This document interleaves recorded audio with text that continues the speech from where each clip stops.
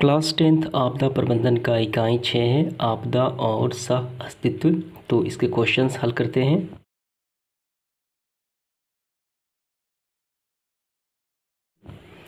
देखिए वस्तुनिष्ठ प्रश्न क्या है। पहला, निम्नलिखित में से कौन प्राकृतिक आपदा है।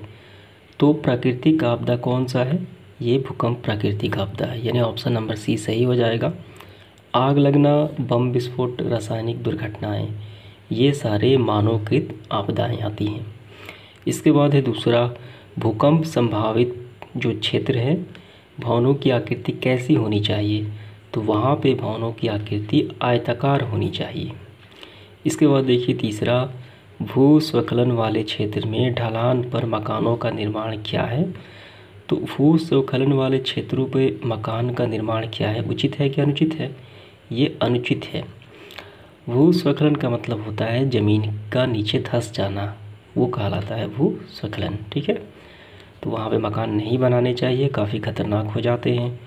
चौथा देखिए, सुनामी प्रभावित क्षेत्र में मकानों का निर्माण कहाँ करना चाहिए। तो ये करना चाहिए यहाँ पे ऑप्शन नंबर सी हो जाएगा, समुद्र तट से दूर और ऊंचाई पर करना चाहिए। ठीक है, तो ऑप्शन नंबर सी सही हो जाएगा। पांचवा क्या है, पांचवा ऑब्जेक्टिव है बाढ़ से सबसे अधिक हानि होती है। चार ऑप्शंस देखिए, फसल को, पशुओं को, भवनों को, उपरोक्त सभी, यानी सभी क्यों होती है बाढ़ में। इसके बाद देखिए तो बाढ़ में सबकी हानि होती है। 6 नंबर देखिए, कृषि सुखाड़ होता है।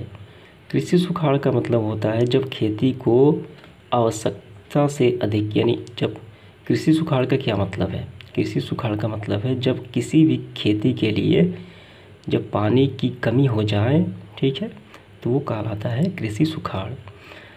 तो ये कैसे होता है, ये जल के अभाव के कारण ही होता है। इसका ऑप्शन नंबर ए सही हो जाएगा। तो इसके बाद हम लोग देखेंगे लघु उत्तरीय प्रश्न। इसकी 3 संख्या है। पहला क्या है, भूकंप के प्रभाव को कम करने वाले 4 उपाय को लिखिए, यानी जिससे भूकंप आए तो उसके प्रभाव कम हो सके, तो वो उपाय हमें बताना है 4। तो ये रहे उपाय। तो जो आपको आसान लगे वही आपको लिखने हैं 4।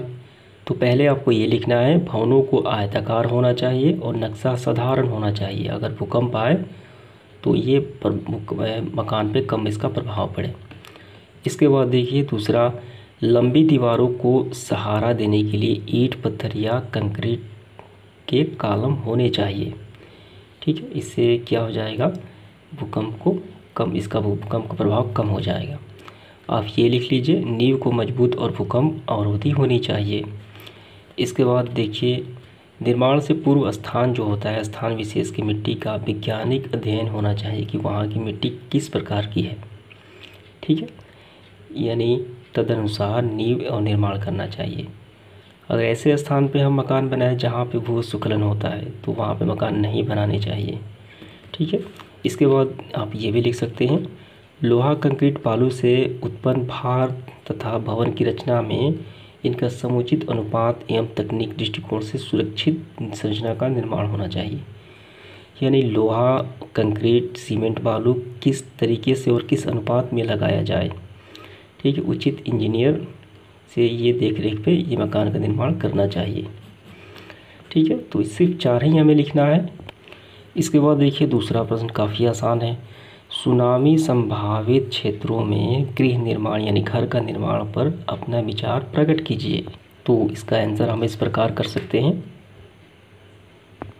तो इसका आंसर हमें इस प्रकार करना है, सुनामी प्रभावित या संभावित क्षेत्रों में गृह निर्माण निम्न प्रकार होना चाहिए। पहला देखिए, सुनामी संभावित क्षेत्रों में गृह को समुद्र जो तट है उससे दूर तथा ऊंचे स्थान पर बनाने चाहिए। दूसरा है, समुद्री तटीय जो भाग है उस पर सघन वृक्षारोपण करना चाहिए तो इसका, ताकि सुनामी का कम प्रभाव पड़ सके। इसके बाद तीसरा है, नगर तथा फतनों को बचाने के लिए कंक्रीट अवरोधक का निर्माण करना चाहिए। यानी जो समुद्री तट है उनको कंक्रीट से क्या करना चाहिए, उसको इस तरीके से घेर देना चाहिए ताकि नगर जो है वहाँ पे इसका प्रभाव कम हो सके सुनामी का। तो यही उपाय किए जाते हैं। इसके बाद देखिए तीसरा प्रश्न, सुखाड़ में मिट्टी की नमी को बनाए रखने के लिए क्या करेंगे। सुखाड़ का मतलब होता है जब पानी की एकदम कमी हो जाए किसी भी फसल को उगाने में, तो वो सुखाड़ कहलाता है। तो मिट्टी की नमी को कैसे बनाए रख सकते हैं सुखाड़ की स्थिति में, ये हमें बताना है। तो आपको ऐसे लिखना है, सुखाड़ में मिट्टी की नमी निम्न तरीके से बनाए जा सकते हैं। पहले में आपको लिखना है, मिट्टी में उपलब्ध नमी के संरक्षण के लिए तेज़ धूप से बचने के लिए भूमि पर घास का आवरण रहने देना चाहिए। इससे क्या होता है, मिट्टी में नमी के अभाव में ही कृषि सुखाड़ होता है। तो इसीलिए, ठीक है, ताकि धूप पड़े तो मिट्टी की नमी ना ख़त्म हो पाए। तो इसके लिए आपको क्या करना है, घास का आवरण तैयार करना है। दूसरा है, कुछ फसल ऐसी होती है जिन्हें अधिक जल की आवश्यकता नहीं होती या बहुत कम जल में फसलें पैदा हो जाती हैं, तो ऐसी फसल लगानी चाहिए, जैसे मशरूम, औषधि फसलें, नागफनी, ठीक है, बजरा। ये हो गया।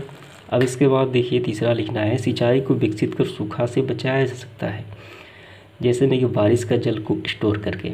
ये तीसरा हो गया।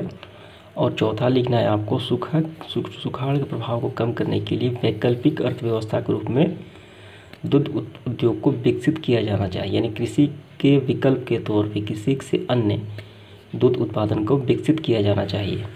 इसके बाद अन्य जो उपाय हैं यहाँ पे, शुष्क कृषि पद्धति को अपनाकर, जिससे क्या करना है कि खेतों की गहरी जुताई करना है, ऐसी फसल जो बोना है जो सूखे में अधिक सहन की क्षमता हो, ठीक है। तो बस यही तक आपको लिखना है, लिख लेना है आंसर। इसके बाद देखिए इसका लॉन्ग क्वेश्चन क्या है, भूस्खलन तथा बाढ़ जैसी प्राकृतिक विभीषिकाओं का सामना आप किस प्रकार कर सकते हैं। ये काफ़ी आसान प्रश्न है। इसका क्या मतलब है, भूस्खलन मैंने आपको बताया, मिट्टी का नीचे दब जाना, ये कहलाता है भूस्खलन। और बाढ़ तो आप जानते हैं, अत्यधिक बारिश की वजह से पानी चारों तरफ फैल जाता है। तो इन दोनों से हम कैसे बच सकते हैं, सामना कर सकते हैं, अगर दोनों आ जाए तो ये बताना है। आइए इसका आंसर करते हैं। तो भूस्खलन से बचने के जो तरीके हैं, उपाय हैं, अपनाए जाते हैं, तो ये सारे दिए गए हैं। तो बस यही आपको लिखना है। अब इसके बाद बाढ़ की स्थिति में क्या करना चाहिए वो भी हमें लिखना है। तो यहाँ पे मैं स्क्रीनशॉट लगा देता हूँ।